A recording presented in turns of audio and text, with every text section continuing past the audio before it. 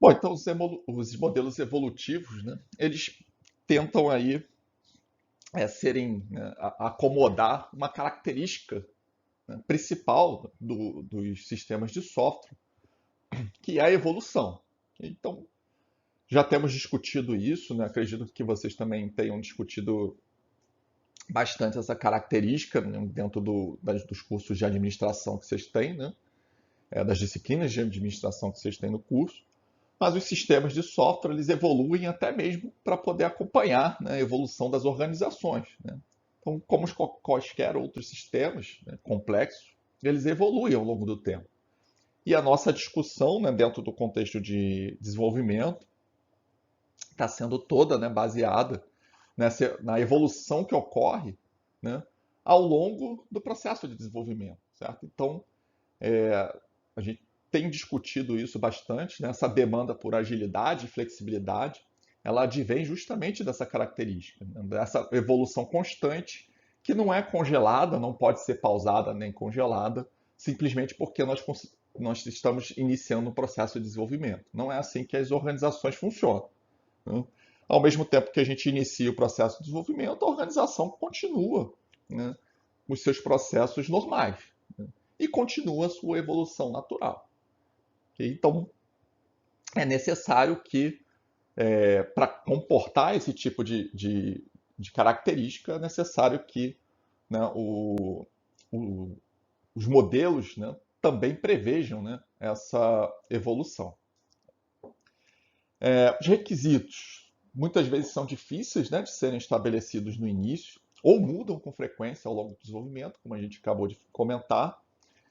Também foram os mesmos argumentos que a gente usou lá na prototipação, né, o grau de incerteza em relação aos detalhes, né, que os requisitos que o software tem que ter, em relação ao comportamento que o software tem que ter, né, para atender, para satisfazer os usuários, né? Então, isso é uma questão extremamente importante, né, dentro do desenvolvimento de software, né, e essa mudança frequente que ocorre ao longo do desenvolvimento. Então é importante ter opções, né, e paradigmas, como a gente viu anteriormente, o paradigma de prototipação, para dar suporte a essas características, né, essas incertezas e essas mudanças contínuas aí que ocorrem ao longo do desenvolvimento. Então nós vimos os modelos incrementais, que preconizam, né, que tem lá, né, a sua natureza iterativa, incremental, né, desenvolvido através de ciclos. E vimos que alguns desses modelos podem ser aplicados nesses casos, né? Então, se nós lembrarmos lá dos modelos incrementais, aqueles onde o ciclo, né, inclui também a atividade de engenharia de requisitos, né, esses também têm uma flexibilidade maior para lidar com essas mudanças, né? Uma vez que você, né, todo ciclo faz engenharia de requisitos, você pode incluir essas novas necessidades, né, essas modificações na especificação e incorporar ela no software nos ciclos seguintes, certo? Então, os modelos incrementais, alguns deles já têm essa flexibilidade, né? Outros não, outros o ciclo ele fica mais para o final, a partir da arquitetura, né? Então você tem uma flexibilidade menor. Mas ainda assim, como nós vimos lá na própria definição, né, dos modelos incrementais, a grande maioria, né, pressupõe aí parte do pressuposto que os requisitos são bem definidos e estáveis, né? Então já é um pressuposto aí para os modelos incrementais. Então a gente precisa, né, de um modelo que dê uma alternativa a essa característica, né? Ou seja, a gente precisa de um modelo que pressupõe que não, os requisitos não são definidos e os requisitos não são estáveis. E como que a gente pode lidar com esse tipo de situação. Tá? Então, para preencher essa lacuna, né, nós temos os modelos evolutivos, né, ou modelos evolucionários. Então, qual é a diferença essencial? Né? Então, é muito difícil, às vezes, nós nos confundimos aí entre a diferenciação entre modelo evolutivo e modelo incremental. Né? Mas a diferença crucial, né, a diferença principal, é que lá no modelo incremental, nós vimos e frisamos, né, que já a partir do primeiro ciclo, né, nós temos versões operacionais, né, do software, ou seja, já do primeiro ciclo nós já criamos software que vai ser incrementado, um software que vai ser utilizado, né, no ambiente real para atender, né, as necessidades reais da organização e que posteriormente esse mesmo software vai ser incrementado, né, até que se chegue na versão final. Certo? Então essa é a característica do modelo incremental, entregar desde o início um software que funciona. O modelo evolutivo não. Né? A gente pode usar o primeiro ciclo para construir um protótipo, para construir modelos, né? Enfim, para estabelecer uma comunicação maior com o usuário. Então existem diversas abordagens aí que podem ser utilizadas nos primeiros ciclos do modelo evolutivo. Não há necessidade de gerar, já a partir do primeiro ciclo, um software que funcione, certo? Que possa ser utilizado lá no ambiente real para gerar valor para o usuário. Né? Então, essa é a diferença crucial. Né? Em um, a gente já entrega software funcionando a partir do primeiro ciclo, que é o modelo incremental. No outro, a gente pode entregar no primeiro ciclo um protótipo, um documento, né? Um resultado, alguma coisa que não seja essencialmente o software funcionando. Mas é lógico, né? A partir de algum momento, nós precisamos entregar uma primeira versão que já funciona, que vai ser utilizada pelo usuário, e essa versão será incrementada ao longo do desenvolvimento. Então, essa é a principal diferença e é a forma como os modelos evolutivos, né, permitem aí dar suporte a esses cenários de incerteza. Então, os cenários de incerteza são abordados aí dessa forma, né? Se prevê um ciclo para um protótipo, para um entendimento, para uma modelagem, para uma interação, né, mais intensa entre a equipe e o usuário, enfim. São várias possibilidades, tudo, lógico, né, com o objetivo, com o intuito de diminuir, né, de dar suporte a um cenário de incerteza, ou seja, diminuir o grau de incerteza, né, com relação aos requisitos do software. Okay? Isso quer dizer que todo modelo evolutivo, né, ele faz uso daquele paradigma de prototipação? Não, não, isso não quer dizer que todo modelo evolutivo faça uso do paradigma de prototipação. Quer dizer que o modelo evolutivo pode integrar facilmente, né, aquele paradigma de prototipação. Né? Nós podemos usar o primeiro, o segundo, né, o terceiro ciclo, por exemplo, baseado naquele paradigma para produzir protótipos e pegar um feedback. Mas podemos utilizar, por exemplo, apenas para construir modelos que não sejam protótipos. Né? Pode ser um modelo, né? Um modelo textual, por exemplo, um diagrama que represente características do software, e esse diagrama pode ser apresentado ao usuário para que ele possa dar o seu feedback. Certo? Então, né, não há necessidade de que esse primeiro ciclo, esses primeiros ciclos, né, construam um software funcionando, e não há necessidade que seja sempre um protótipo, né, representando características do software. Pode ser um modelo, né, pode ser um documento. Certo? Então, há diferença, há essa separação, né, entre o paradigma de prototipação, entre os modelos evolutivos e os incrementais. Né? Cada um tem a sua atribuição, né, a sua função aí, as suas vantagens e as suas desvantagens. Ok? E lógico, né, no caso do paradigma de prototipação, a gente pode incorporar aí no modelo evolutivo sem dificuldade. Né? É só simplesmente utilizar os primeiros ciclos de acordo com o paradigma que a gente viu anteriormente, né? Aquelas etapas que nós vimos anteriormente no paradigma de prototipação. E conforme o processo evolui, né, a gente já comentou bastante sobre isso, é normal que os requisitos eles se tornem mais claros e estáveis, né, com o avanço do desenvolvimento. Então, daí, né, a grande motivação para que nos primeiros ciclos, né, se gaste tempo para entender, né, esse, esses requisitos. Então, conforme você progride, eles ficam mais claros, né? Mais estáveis. Então, é interessante gastar um tempo, né, entendendo isso, sem necessariamente desenvolver o software, sem um comprometimento, para que você tenha requisitos mais claros e estáveis, né? E isso facilite o processo como um todo. Então, por exemplo, a gente pode usar os protótipos, né? Em vez de versões operacionais que seriam necessárias lá no nosso modelo incremental. Então, a gente pode usar protótipos até que o sistema, para entender, né? Até que eu efetivamente, né, posteriormente, venha a construir as versões operacionais.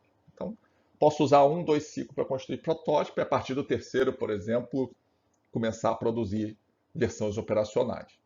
Então, se nós pensarmos, seria uma mescla, né, nesse caso, entre o paradigma de prototipação e o modelo incremental, né? A gente faria o paradigma de prototipação no início, posteriormente executaríamos um modelo incremental, né? Esse aí seria um modelo evolutivo com prototipação. Então, são coisas bem semelhantes aí, né? Tem características bem semelhantes. Então, qual é a indicação desse modelo, né? Então, esse modelo é indicado quando o problema não está bem definido, quando há um elevado grau de incerteza, né? Quando os requisitos não são bem definidos e não são estáveis, né? Então, esse é interessante, né, o uso. Veja que é bem similar, né, ao paradigma de prototipação que nós vimos anteriormente. Quando o problema não pode ser totalmente especificado no início do projeto, então, quando a gente não consegue, né, não pode por quê?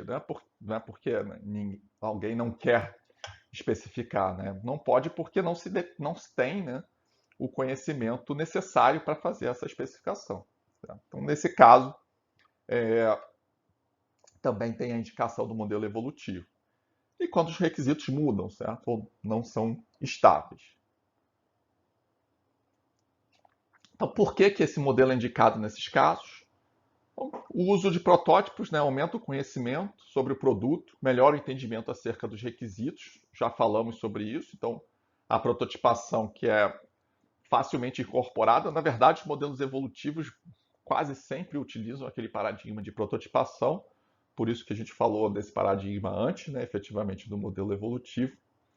Então, já prevê esse uso, né, e esse uso é muito interessante. Nós já vimos as características lá atrás. Né? Então, aumenta o conhecimento sobre o produto, melhora o entendimento. Né?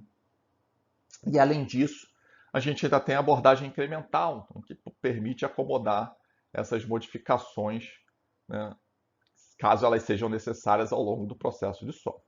Então, nós conseguimos avaliar, né, temos as vantagens da prototipação e temos as vantagens lá dos modelos incrementais, porque a gente pode incorporar as mudanças, uma vez que o software está sendo desenvolvido de forma incremental, né, e não de forma sequencial.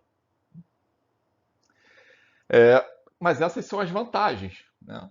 Então, como nós temos sempre discutido, temos vantagens e desvantagens. No caso do modelo evolutivo, qual é a desvantagem? Né? Ela é similar ao incremental, né, a desvantagem, mas de uma forma mais intensa, né? Até pela própria natureza do modelo. Então, a desvantagem é um grande esforço, né, uma complexidade muito grande para gerenciar o projeto, né, e realizar a gerência de configuração, ou seja, controle de versões dos documentos, como as mudanças são incorporadas, né, o controle de mudanças que são incorporadas. Então, tudo que vai ser impactado, né, por essa flexibilidade nos requisitos, né, tem que ser gerenciado de uma forma muito mais rigorosa, né, e isso traz uma complexidade maior para a gerência de um projeto como um todo. E aí, para a gente estudar o modelo, né, essa categoria, a gente vai estudar basicamente o modelo espiral. Né, é o mais difundido aí dentro dessa classe de modelos, né, de modelos evolutivos. E esse modelo ele traz uma característica, né, que é a característica dos modelos evolutivos, que é importante que a gente observe, né, é que nem sempre todas as atividades que são propostas, né, pelo modelo dentro da nossa espiral, né, que nós vamos ver mais adiante, elas são realizadas. E aí surge aquela pergunta, né? Lá no, nas primeiras apresentações que nós tivemos, eu falei para vocês, olha, a gente vai estudar posteriormente modelos, mas uma característica que é importante que vocês tenham em mente é que, olha, por mais que o modelo, né, ele possa variar a organização das atividades, essas atividades elas obrigatoriamente precisam ser executadas, entendeu? Então eu preciso obrigatoriamente fazer engenharia de requisitos, eu preciso obrigatoriamente fazer arquitetura, eu preciso obrigatoriamente implementar, eu preciso obrigatoriamente testar, implantar e entregar. Não posso suprimir nenhuma dessas atividades se o meu objetivo final é entregar software. E aí, como é que eu menciono que nem sempre todas essas atividades são realizadas? Né? Porque o meu objetivo, né, nem sempre é entregar software ao final do ciclo. Né? O meu objetivo pode ser, por exemplo, né, fazer um protótipo. Então, se eu estou realizando um protótipo, para que eu vou testar? Né? Vou ter o esforço de testar para uma coisa que depois será abandonada, certo? Então, como o meu objetivo nem sempre é construir um software, eu posso suprimir, né, algumas daquelas atividades. Né? Por exemplo, meu objetivo pode ser construir um modelo, então eu não preciso implementar. Certo? Então vai ser um ciclo só de construir um modelo, né, apresentar esse modelo e pegar o feedback. Certo? Então, nem sempre vai ser um protótipo, nem sempre vai ser um software.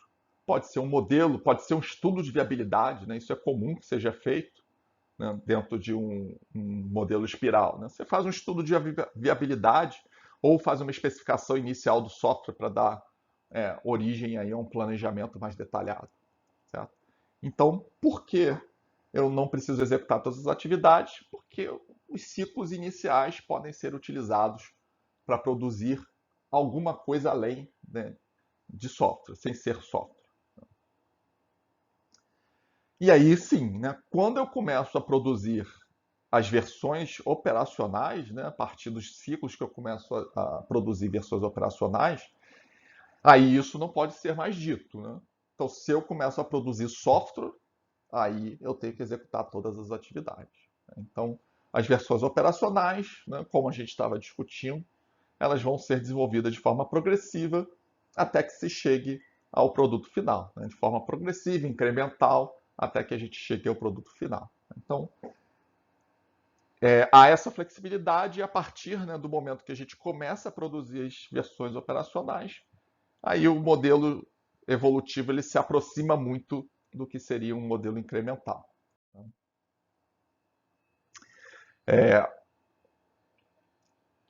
Então, o modelo espiral ele pode comportar ciclos de manutenção. Né? Então, eu posso utilizar o modelo espiral para fazer a manutenção de um software. Né? Então, eu posso utilizar ciclos desse modelo para comportar uma etapa lá de manutenção, incorporar, né, uma característica ou reparar um erro.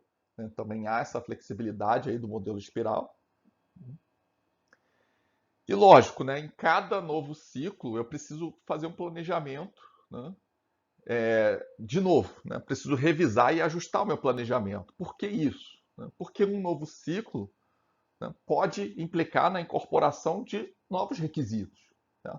E lógico, se eu incorporei novos requisitos ao projeto, né, isso vai demandar um ajuste, um esforço maior, um custo maior, um prazo mais longo. Algum ajuste vai ser necessário.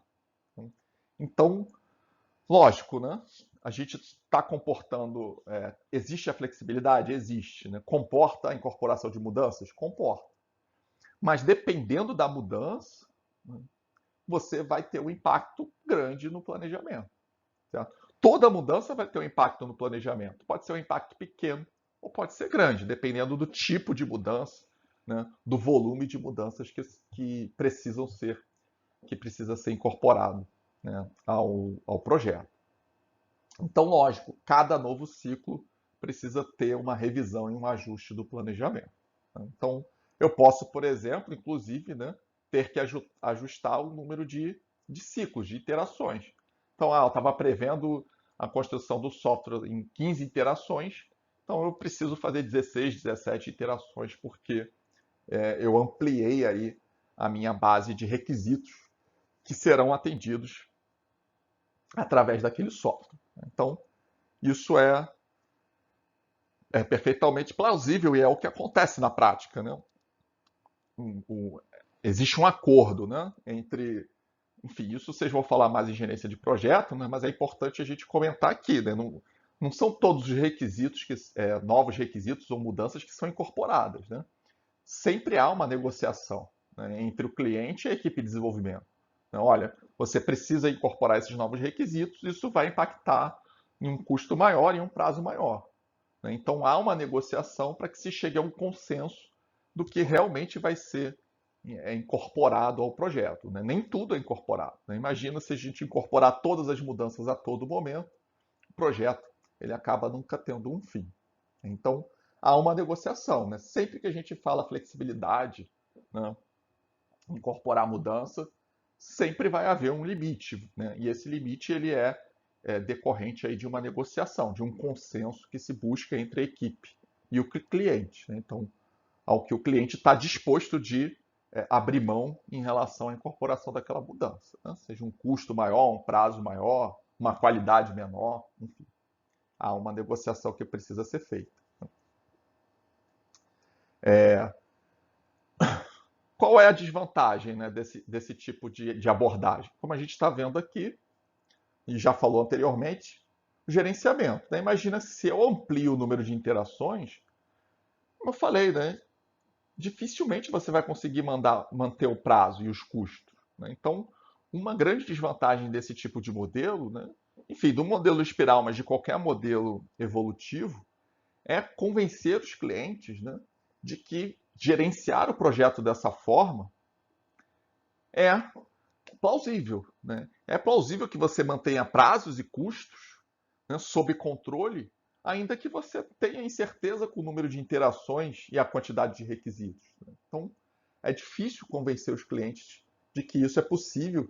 E quando você tem contratos, né, contrato no sentido de um documento que formaliza, né, aquela interação entre equipe de desenvolvimento ou organização que desenvolve software e organização que está contratando, né? A contratante e contratado, quando tem um documento que formaliza, né, é difícil de elaborar esse documento, porque ele precisa também descrever essa flexibilidade, né? E isso também dificulta aí a interação, né, com os clientes, no sentido de estabelecer, formalizar esse projeto, porque, né, fica difícil, né, de convencer de que os prazos e os custos podem ser controlados se você não tem aí muita certeza em relação ao número de interações ou aos requisitos e as mudanças que podem ser incorporadas ou não. Então, normalmente, né, o que acontece, vocês, enfim, André deve falar com vocês lá na disciplina de gerência de projeto, o que acontece normalmente é que você vai negociando, né, aditivos contratuais ao longo dessa interação. Então é algo que é comum, né, quando a gente está adotando esse tipo de abordagem. E aqui uma visão do modelo espiral. Existe uma série de variações desse modelo, né? Eu estou trazendo aqui a variação que está lá no nosso livro, né, que a gente está adotando aí como livro-texto. Mas existe uma série de variações. Essencialmente, né, a abordagem é a mesma, né? O que vai variando nessas outras, nesses outros modelos, né? Nessas outras propostas? Varia-se o número, por exemplo, de subdivisões aqui da espiral, né? Então aqui o Pressman ele divide em comunicação, planejamento, construção e emprego, né? Existem várias abordagens, algumas, por exemplo, voltadas a risco, né? Onde você tem um detalhamento maior desse elemento aqui de análise de risco, né?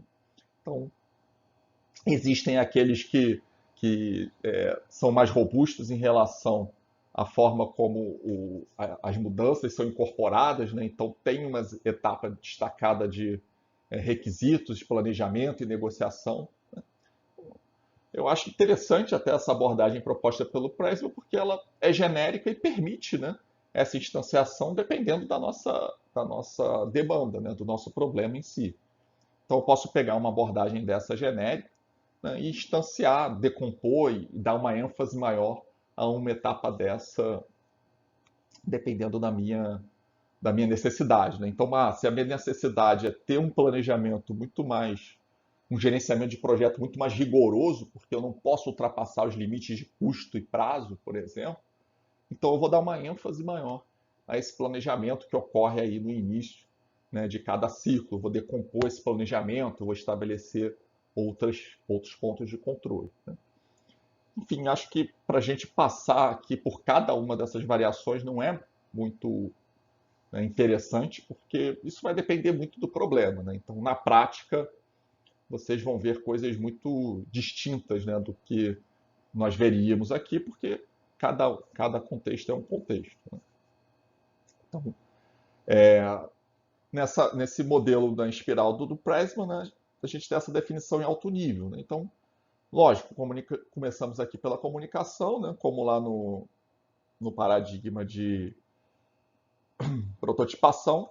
Nessa comunicação é onde ocorre a interação com os usuários, né, para eventualmente, por exemplo, ter uma, uma avaliação, né, dos requisitos, uma interação sobre aquilo que vai ser construído, o que pode ser incorporado, né, o que não vai ser incorporado. Né? Então, há aí uma especificação, né, dentro dessa comunicação. A partir dessa comunicação é feito um planejamento, como nós dissemos anteriormente, é preciso que as modificações elas sejam comportadas no planejamento, né, na estratégia que tinha sido desenvolvida. Né? Então, novos requisitos podem né, terão impacto na estratégia, que pode impactar numa estimativa de custo, num cronograma, né? Na análise de risco, né? Então, no modelo de riscos que está sendo utilizado. Né? Então, esses elementos, né, estimativa de custo, cronograma, análise de risco, vocês vão ver mais adiante, né, em gerência de projeto. Modelagem. Então, a modelagem aí envolve o projeto, a arquitetura e a análise, né, desses artefatos. Certo? Então, basicamente, aqui a gente está falando da construção da solução, né, do projeto. Certo? Se a gente fizer uma analogia com as fases que nós vimos anteriormente. Construção, que engloba aí a codificação, implementação e teste, né? Também fazendo uma analogia com as fases que nós vimos anteriormente. E aqui o emprego, né? Que envolve aí a entrega, né? A aceitação e feedback, caso nós estejamos aí num ciclo intermediário. Né? Então, lógico, se a gente está tratando, por exemplo, do último ciclo, né? Cada uma dessas fases vai ter um tipo, né, de trabalho mais específico. Né? Então, o planejamento já vai ser conforme você vai evoluindo, vai chegando perto do final, você tem muito menos flexibilidade, muito menos espaço para realizar modificações no planejamento. Né? Então acaba que o planejamento ele é mais simples. O mesmo acontece com a modelagem, né? Você já tem muita coisa pronta, então pouca coisa vai mudar na arquitetura, no projeto. Né? Implementação e testes normalmente se mantêm mais estáveis. Né? Os testes acabam sendo mais intensos, porque conforme você tem mais partes, você tem mais integração, né? Então os testes de integração, teste de sistema, por exemplo, são mais intensos, né? Principalmente no último ciclo, né? Que é o único que comporta aí, por exemplo, os testes de sistema, né? Os testes de sistema só pode ser feito quando o sistema está pronto. E no emprego ali a própria aceitação, né? O teste de aceitação que nós já falamos, a aceitação e a entrega só pode ser feita também no último ciclo. Né? Então muda bastante, né? Conforme o projeto, o processo vai evoluindo, muda bastante, né? O tipo de atividade que é realizado em cada uma dessas etapas. Né? No início, né, se você está preocupado em construir um protótipo, uma especificação, é aquilo que nós mencionamos anteriormente, né? A gente pode até abstrair algum tipo de atividade. Né? Por exemplo, se eu estou construindo uma especificação, eu não vou fazer teste, eu não vou fazer modelagem. Né? Eu vou lá, faço a minha especificação, com base nela faço um planejamento e verifico lá com o meu usuário o feedback sobre aquela especificação. Mesma coisa um protótipo. Né? Então, depende dos ciclos. Né? Vai haver uma variação muito grande, né, daquilo que pode ser feito daquilo que é feito, né, dentro de cada uma dessas etapas, dependendo do momento em que a gente está aí do processo de desenvolvimento, né? Momento inicial, né, ou seja, primeiros ciclos, momento intermediário, né, os ciclos do meio e no final, né, os ciclos finais e basicamente o último ciclo que incorpora aí uma série de características específicas, né? Então, vai haver uma variação muito grande do que ocorre e como comentei, né, esse processo ele precisa ser esse modelo, né, precisa ser instanciado e essa instanciação vai incorporar características do problema que vocês estão querendo tratar através desse modelo. Considerações, né, sobre os modelos evolutivos. Quantidade incerta de requisitos. Então, essa flexibilidade e extensibilidade, né, flexibilidade no sentido de poder modificar, né, os requisitos que já foram incorporados ou que ainda serão incorporados. Extensibilidade no sentido de poder aumentar, né, incorporar mais características ao software que está sendo utilizado, né, torna o gerenciamento muito mais desafiador, certo? Então, como incorporar mais requisitos, como modificar mais requisitos, sem mudar o cronograma, sem mudar o custo, sem mudar o orçamento, né? Enfim, o custo total, né, que seria o orçamento, sem mudar o prazo final de entrega. Então, é difícil gerenciar, né? Não há atalhos, né? Isso, enfim, requer um gerenciamento de projeto muito mais rigoroso e muito mais detalhado, né? O que torna essa atividade bem mais desafiadora. De certa forma, o foco na flexibilidade, né, e na extensibilidade acaba priorizando, né, aí essas qualidades, essa flexibilidade, né, essa extensibilidade e a rapidez em detrimento da qualidade do software, né? Então, como que a gente incorpora a qualidade ao software, né? Por exemplo, a forma mais direta talvez, né, de realizar esse tipo de incremento, isso depende muito dos casos, né, mas a forma mais direta, na grande maioria das vezes, é realizar testes mais robustos, né, de forma mais intensa. Realizar mais testes, né, vamos colocar assim de forma bem objetiva. Quanto mais eu testar, maior é a qualidade do software. Por quê? Porque a probabilidade de eu descobrir erros é maior testando mais. Então, no final, eu vou entregar um software que tem uma quantidade menor de erros, ou seja, um software com maior qualidade, né? Mas isso, né, executar mais testes requer, né, um tempo maior, né? Então, proporcionar uma qualidade maior para o software requer o tempo maior. Mas isso pode ocasionar uma perda para uma oportunidade de negócio, né? Então, pode ser que aquela oportunidade ela esteja dentro do horizonte de meses, né? Então, a organização só vai ter essa oportunidade durante esse mês, aquele outro mês, né? Porque há uma grande chance de um concorrente, por exemplo, tomar aquele lugar, ou enfim, de se perder o interesse naquele negócio, ou até mesmo pela característica do negócio, né? Eu gosto de exemplificar, por exemplo, a questão de um sistema para vender ingresso, né? Se você está criando um sistema para vender ingresso, você só pode fazer isso antes do show, né? Do evento, tá? Então, há ocasiões onde o prazo é muito, né, tem um peso muito grande. E aí, como é que a gente negocia né, como é que a gente arruma esse nosso processo? Pode ser que abrir mão da qualidade seja uma opção. Então, essa é uma característica aí, né, que está presente nesse tipo de contexto, né, de flexibilidade e extensibilidade, mas eu tenho que dar ênfase muitas vezes na rapidez, o que pode, né, resultar como única opção abrir mão da qualidade do software.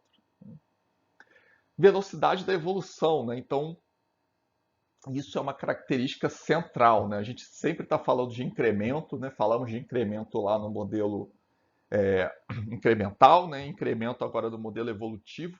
Mas o que significa o incremento, né? Qual é o tamanho desse incremento, né? Quanto tempo demora esse incremento, né? Essa evolução, certo? Então, é preciso achar um ponto de equilíbrio, tá? Porque se eu faço, né, modificações, incrementos muito rápidos, né, sem um período de acomodar, né, incorporar aquelas características no software, né, incorporar aquelas características no projeto, eu posso ter lá no final um processo caótico, né, um software que não teve um tempo necessário para amadurecer, para ser testado, para ser avaliado, e novas características foram sendo incorporadas, e no final a gente tem uma situação muito complicada. Mas também muito lenta, né, influencia a produtividade, né? Eu não posso ficar muito tempo para realizar uma entrega, né? Então, se eu fico muito tempo para realizar uma entrega, eu estou quase voltando ao meu processo sequencial, né? Ao meu modelo sequencial. Então, tem que ocorrer aí ser encontrado um equilíbrio, né? E esse equilíbrio, né, ele depende de equipe para equipe, depende de contexto para contexto, né? Então, não é trivial encontrar esse equilíbrio. Então, isso é uma característica importante aí, né, dos modelos evolutivos, também dos incrementais, mas principalmente dos evolutivos, devido a essa característica de flexibilidade e extensibilidade, né, que né, impacta diretamente, né, a velocidade com que a evolução pode ou não ser realizada. Então é papel do gerente de projeto encontrar um equilíbrio, né, entre todos esses elementos aí, todas essas características críticas, né? Então tem que ter um equilíbrio adequado entre os elementos, né, tanto considerando as características técnicas, né, quanto considerando a satisfação do cliente, certo? Então, né, como a gente estava falando, olha, se eu for olhar do ponto de vista de característica técnica, não, o software ele tem que ter a qualidade que foi, né, determinada, que foi planejada. Mas do ponto de vista de satisfação do cliente, eu tenho que entregar rápido, né? Então, em algum momento, eu vou ter que fazer uma decisão, né? Tomar uma decisão, fazer uma escolha.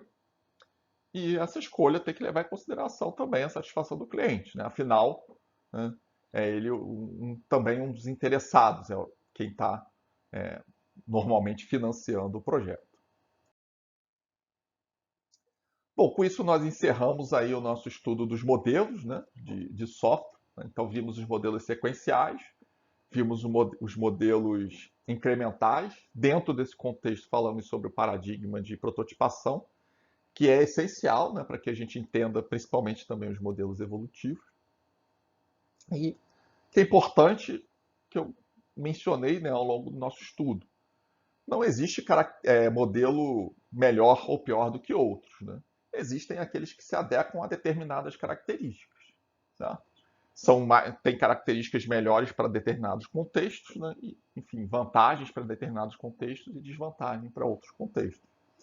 O que ocorre é que o nosso contexto atual, que requer agilidade e flexibilidade, ele acaba, né, sendo mais adequado para modelos evolutivos, tá?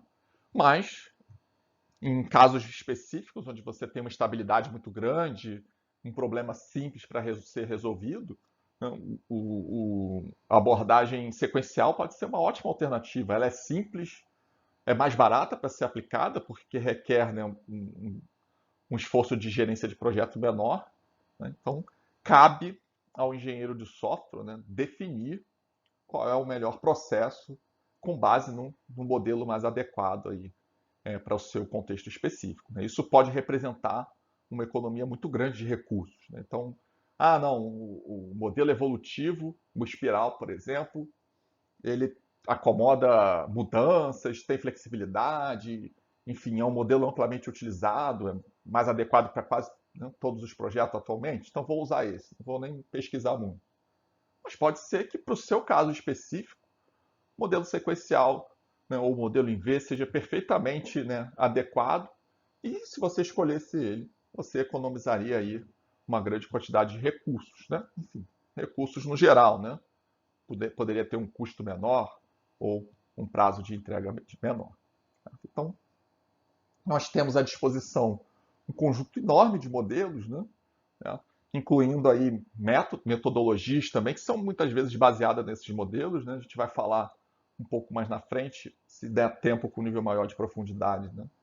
dos métodos ágeis, que são baseados né, inteiramente aí no modelo evolutivo, mas definem alguns elementos de forma mais específica, né? Por isso que são métodos e não modelos. Mas, essencialmente, é o que está sendo utilizado, né? Então, não tem muita